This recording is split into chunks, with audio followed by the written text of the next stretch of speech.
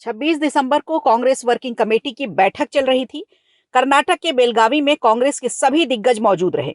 बैठक में हर बार की तरह वही हुआ कि कैसे कांग्रेस भाजपा और संघ की नीतियों को निशाने पर ले। जो रणनीति भाजपा और संघ की जोर शोर से चल रही है, उन पर कैसे तंज कसा जाए। ये नहीं सोच पाते कांग्रेस के दिग्गज कि उन्हें अपनी बनाई रणनीति पर काम करना है, न कि भाजपा की नीतियों का पोस्टमार्टम करना है। बैठक में कांग्रेस की सर्वे सर्वा यानी सोनिया गांधी नहीं पहुंच सकी थी, इसीलिए उनका संदेश बैठक में पढ़कर सुनाया गया। इनके संदेश में भी संघ, मोदी और भाजपा के अलावा कुछ खास नहीं था। 1 से 2 बार महात्मा गांधी का जिक्र हुआ।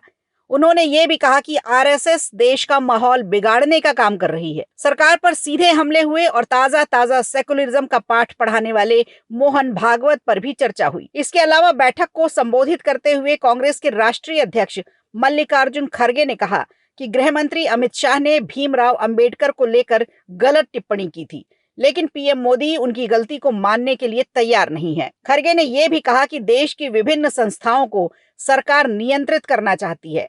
चिंता की बात तो यह है कि चुनावी प्रक्रिया में लोगों का विश्वास धीरे धीरे कम हो रहा है, क्योंकि आयोग की निष्पक्षता पर सवाल उठाए जा रहे हैं। खड़गे ने आगे कहा कि इस बैठक का नाम नव सत्याग्रह रखा है, क्योंकि आज संवैधानिक पद पर बैठे लोग भी महात्मा गांधी के सत्याग्रह पर सवाल उठा रहे हैं। खड़गे ने कहा कि जिन्होंने संविधान की शपथ ली है, वो झूठ फैलाने का काम कर रहे हैं। कांग्रेस की इस बैठक में राहुल गांधी भी मौजूद रहे। उन्होंने हर मंच की तरह यहाँ भी महाराष्ट्र चुनाव में धांधली पर ही अपनी बात रखी। राहुल ने खड़गे के चुनाव आयोग वाले बयान को हल्का सा कॉपी पेस्ट करके महाराष्ट्र विधानसभा चुनाव के नतीजों पर सवाल उठाए और चुनाव आयोग की भूमिका को संदिग्ध बताया।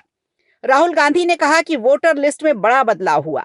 लोकसभा चुनाव 2024 के बाद महाराष्ट्र की 118 सीटों पर 72 लाख मतदाता जुड़े, जिनमें से बीजेपी ने 102 सीटें जीती। इससे साफ होता है कि कहीं न कहीं कुछ गड़बड़ है। बैठक चल ही रही थी कि दिल्ली से एक दुखद खबर आती है, जिसमें ये बताया गया कि भारत के पूर्व प्रधानमंत्री डॉक्टर मनमोहन सिंह अब नहीं रहे और बैठक को अधूरा ही छोड़ना पड़ा। खबर सुनते ही राहुल गांधी और सभी कांग्रेसी नेता दिल्ली के लिए रवाना हुए और उन्होंने कांग्रेस के सभी कार्यक्रमों को भी रद्द कर दिया। ये बात अलग है कि जब मनमोहन सिंह प्रधानमंत्री थे, 10 साल के उनके नेतृत्व में उन्हें कई बार आहत होना पड़ा था, क्योंकि उन्हें अक्सर यूपीए चेयरपर्सन सोनिया गांधी का पपेट माना जाता रहा।